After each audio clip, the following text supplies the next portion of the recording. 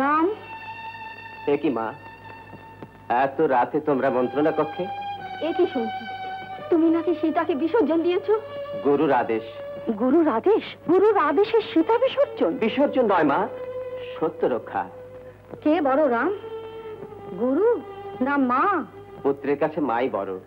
তাহলে মায়ের আদেশ, সীতাকে ফিরিয়ে আনো। আমি নিরুপায়। নিরুপায়? হ্যাঁ মা, পুত্রের কাছে মা বড়, কিন্তু রাজার কাছে প্রজা আরো বড়। আমি তো শুধু তোমাদেরই পুত্র নই মা, আমি রাজা রাম।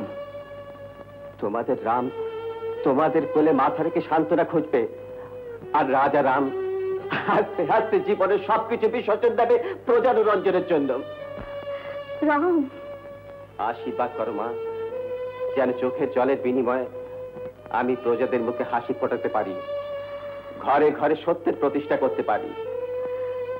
মহারাজ, মা, তবে আমাদেরও বিসর্জন দিন।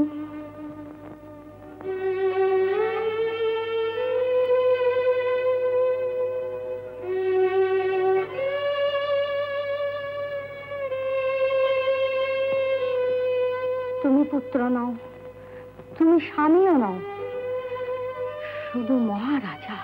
আমাদের বানপ্রস্থে যাবার অনুমতি দিন, আমরা এই প্রাসাদে আর থাকতে চাই না মহারাজ। মা গো মা, তোমরা কেন বুঝছো না? ব্যথা শুধু তোমাদের, আমার নয়। চোখে জল শুধু তোমাদেরই আছে, আমার নেই। আমাদের বিদায় দিন মহারাজ। এত কঠোর, এত কঠিন? বেশ, রাম রাজ্য প্রতিষ্ঠায় রাম বলি হোক, কিন্তু প্রজারা সুখে থাক। তোমাদের যা অভিরুচি তোমরা তা করতে পারো। আশীর্বাদ করো মা, ভালোবাসার চেয়ে কর্তব্যকে আমি যেন চিরকাল বড় মনে করতে পারি, ব্যক্তির চেয়ে সমষ্টি স্বার্থের জন্য এই তুচ্ছ প্রাণ আমি জলাঞ্জলি দিতে পারি।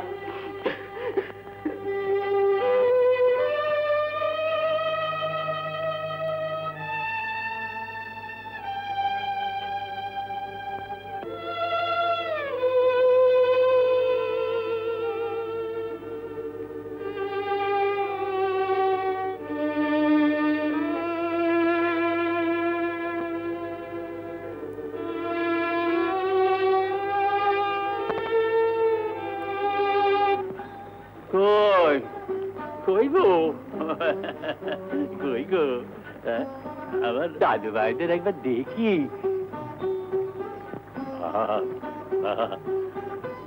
এদের সারা দেহে রাজ চক্রবর্তীর লক্ষণ করি, এরা শশাগরা দ্বারা আর অধিক এসো আর জবদূতা, এসো শোনো।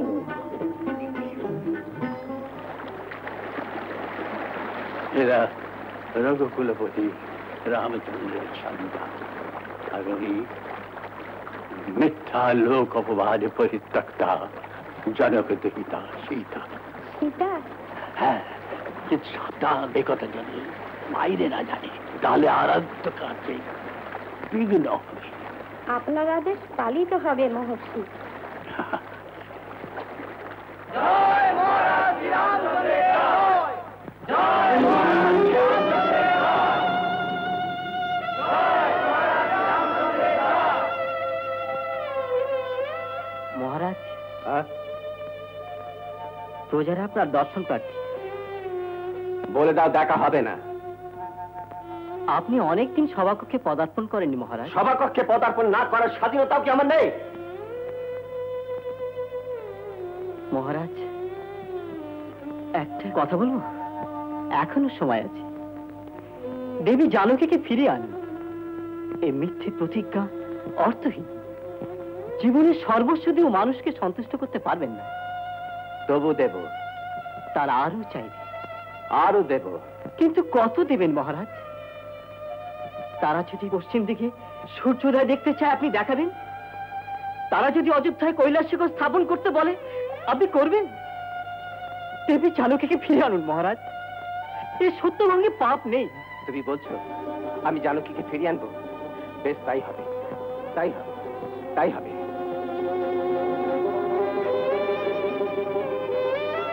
মনে রেখো বৎস, রাজধর্ম সুকঠিন ব্রত। এর মন্ত্র প্রজানুরঞ্জন, দীক্ষা প্রজানুরঞ্জন, চিন্তা প্রজানুরঞ্জন। কেউ বুঝবে না, কেউ জানবে না প্রজানুরঞ্জন কত সুকঠিন ব্রত, কত সুকঠিন ব্রত।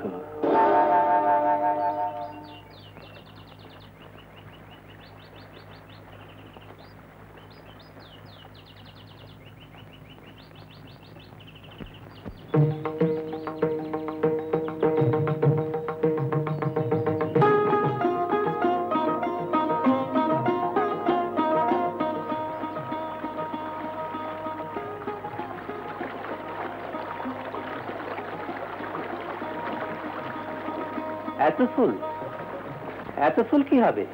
পরবো, পরিয়ে দাও।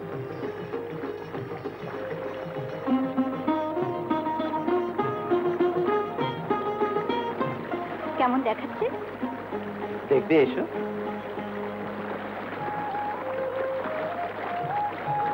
ওই দেখো। জলে নয়, তোমার চোখ দিয়ে দেখবো, তোমার চোখের আলো। দেখো দেখো,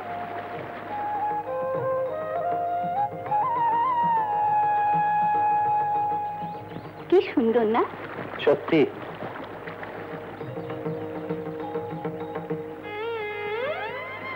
দেখেছো কাণ্ড? কি হয়েছে? শিশু দুটো পিতাকে স্বার্থপর কেন? কেমন দলের সঙ্গে মিশে গেল। শিশু দুটোকে অসহায় মায়ের কাছে ফেলে রেখে।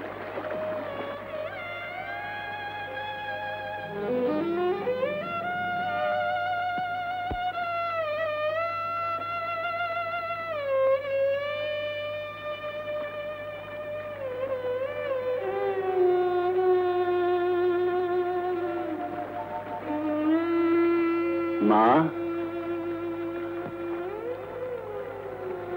মা গো, মন কেমন করছে মা? আমি কি অপরাধ করেছি পিতা? কেন আমার এই যন্ত্রণা? মা, তুই যে নারী, নারী হয়ে জন্মানো কি এতই অপরাধ? সারা জীবন শুধু সইতে হবে লাঞ্ছনা, অবহেলা, অপমান।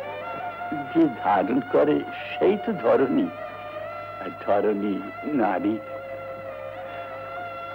তোরা যে সংসারকে ধারণ করতে জন্মেছিস মা।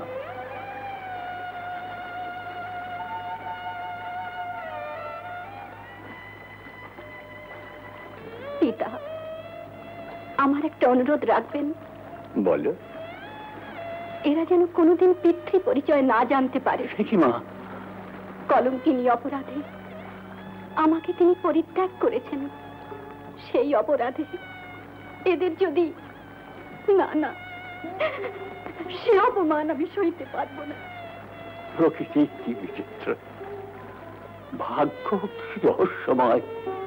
বিদ্যা, বুদ্ধি, জ্ঞান কিছুতেই এর রহস্যভেদ হয় না। না, আর শাস্ত্র চর্চা নয়, নিরস জপ তপ পূজা পাঠ আর আমি করব না। কি বলছেন পিতা? ঠিকই বলছি মা। জীবনকে জানতে হলে যে সত্যের প্রয়োজন শাস্ত্রে, আচারে, সংস্কারে কোথাও পাওয়া যায় না।